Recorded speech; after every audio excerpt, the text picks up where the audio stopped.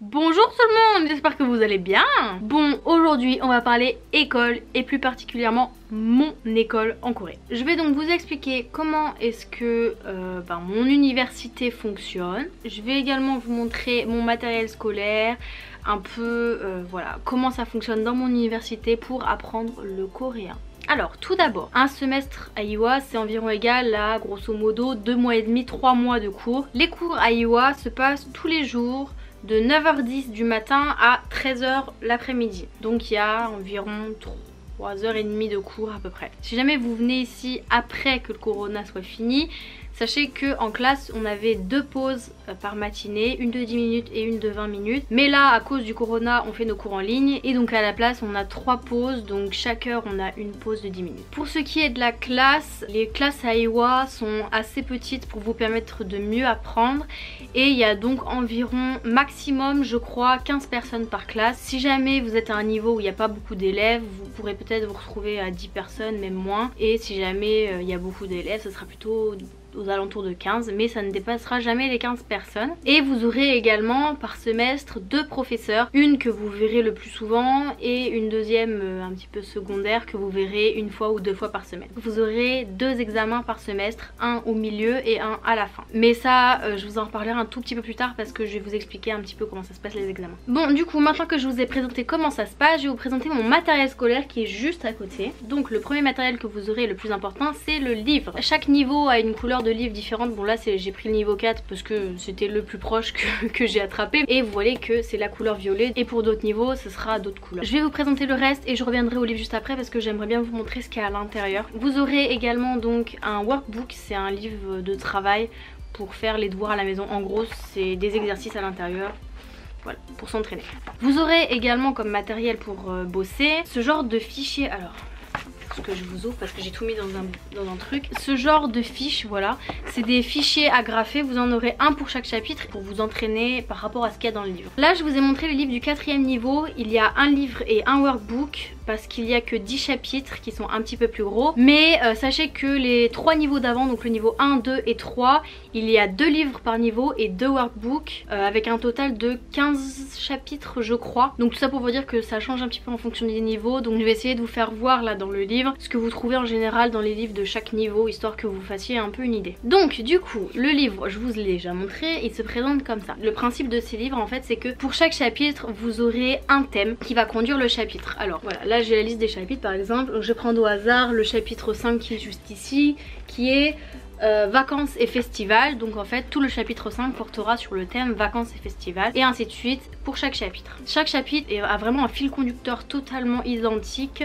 que je vais vous montrer. Bon, on va prendre le chapitre 5 par exemple. Les premières choses que vous allez trouver ce sont 3 pages. Alors je crois que pour les premiers niveaux il y a 4 pages et pas 3, mais ce sont des pages de cours. Alors chaque page correspond à un cours spécial. En général c'est des cours de grammaire, conjugaison, ce genre de choses. Donc voilà, avec les explications du cours. Bon moi j'ai noté des trucs à l'intérieur hein, donc il y a des trucs en plus, mais un petit truc d'exercice. Et en fait en apprenant ces cours c'est là que vous allez utiliser les fichiers, les pages là que je vous ai montré tout à l'heure, où c'est pareil pour s'entraîner encore un peu plus sur les cours. La chose qui suit sur chaque chapitre c'est l'expression orale. On va vous donner un thème de conversation ou quelque chose et le but en fait c'est de créer une conversation autour de ce thème en utilisant les mots de vocabulaire et les leçons que vous aurez vues juste avant. On a une conversation déjà faite dans le livre, une conversation exemple, et à côté on a un peu des mots clés on va dire pour créer cette conversation. Donc on s'entraîne avec la prof. Une fois qu'on a réussi à faire la conversation exemple correctement, le but et ce que la prof nous demande c'est de créer notre conversation à notre sauce, donc de reprendre un peu tout ce qui était dans la conversation exemple mais de le faire avec notre expérience, avec nos envies, ce qu'on a envie de parler, etc. etc. La page d'après du coup ce sera la compréhension orale, donc avec une écoute. La prof va vous passer une bande audio et le but c'est de répondre aux questions qui sont ici là. La page qui suit donc après la compréhension orale ce sera la compréhension écrite. Pareil, tout simple, on a un texte exclusivement en coréen, à côté des questions, et le but c'est on lit le texte, on répond aux questions. Voilà, rien de plus simple, je pense que vous connaissez de toute façon puisque c'est à peu près la même chose dans toutes les langues quand on apprend. Ensuite, du coup bien évidemment, le dernier qui nous manque parmi tous ces exercices, c'est l'expression écrite. Bon, la page qui est ici, c'est juste pour faire le brouillon. Nous, on doit écrire dans notre carnet, sur un papier. Donc en général, le sujet de l'expression est le même que le sujet de l'expression qu'on a lu juste avant. Mais il faut parler de notre expérience à nous, de ce qu'on a envie en fait. La dernière page de chaque chapitre, c'est un truc un petit peu particulier parce que chaque niveau est différent. Là par exemple, pour le niveau 4, nous avons appris des expressions coréennes. Pour le niveau 3, c'était pareil, des expressions. Pour les niveaux 2 et 1, je crois que c'était une page spéciale de vocabulaire sur un thème précis, genre par exemple transport en commun avec... tous les transports en commun, enfin voilà. Ce qui est chouette aussi à regarder dans le livre, c'est la toute fin, les scripts des écoutes, la bande sonore que vous aurez en classe. Vous avez les scripts qui sont juste ici, donc vous pouvez aussi vous entraîner à lire ou regarder un petit peu mieux pour savoir si vous avez tout compris. Alors je vous ai présenté ce livre puisque en fait personnellement je kiffe vraiment comment est-ce qu'il est construit. Je trouve que pour l'apprentissage c'est genre parfait et donc du coup je voulais le partager avec vous tout simplement. Dernière chose que je voulais vous présenter dans cette vidéo, les examens. Donc comme je vous ai dit, on a 2 examens par semestre, donc un mid-term et un terminal, qui valent pour 50-50 de la note. Votre note finale, ce sera les deux réunis quoi. Chaque examen se déroule en 2 jours. En général, la première journée, on a 3 épreuves. Donc la première, je vais essayer de vous montrer, je crois que j'ai les fichiers. La première est sous cette forme, c'est tout simplement un QCM de vocabulaire, de conjugaison, de grammaire, enfin tous les trucs du cours quoi en gros. Ensuite, la deuxième épreuve qui suit, c'est la compréhension écrite. Même principe que dans le cours,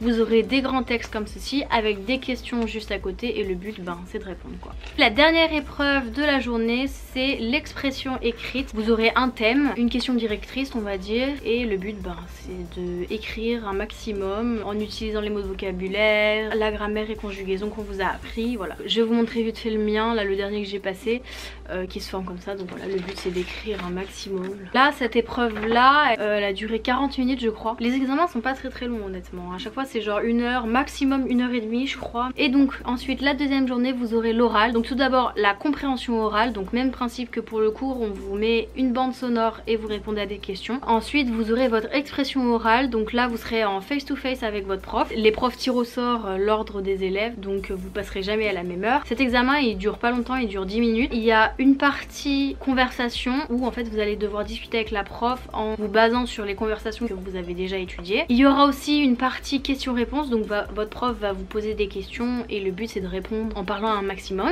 Et il y a une troisième partie qui diffère un petit peu en fonction des niveaux. Pour les premiers niveaux, on vous demande de lire un texte à l'oral pour voir si vous lisez bien. Et à partir du 4e niveau, ça a un peu changé. On avait une question de débat et il fallait qu'on débatte dessus à l'oral, dire ce qu'on pensait, argumenter, etc. Comme je vous l'ai dit, les notes sont à 50-50. Pour passer votre examen avec succès, vous devez avoir un minimum de 70% à tout votre examen, mais vous devez avoir minimum 60% à chaque épreuve. Si par exemple vous avez 80% en tout, que vous avez géré toutes les épreuves sauf une, que vous avez 40%, vous pourrez pas passer même si vous avez pratiquement tout géré. Le truc qu'on attend absolument tous à la fin du semestre, notre diplôme. Il est pas trop beau genre par rapport au diplôme français tout pourri, une feuille là. J'en ai 4 des comme ça. J'espère du coup que cette présentation de mon école vous aura plu. Si jamais vous avez d'autres questions concernant l'école, n'hésitez pas non plus à me les poser en commentaire. Je serai super contente de pouvoir vous répondre. Sur ce, je vous dis à très bientôt pour une prochaine vidéo. Bisous bisous.